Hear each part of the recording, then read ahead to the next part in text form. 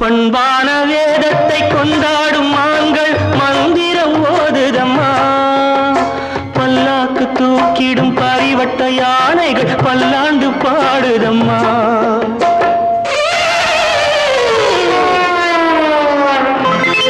கடவுள் அமைத்து வைத்த மேடை இழைக்கும் கல்யாண மாலை.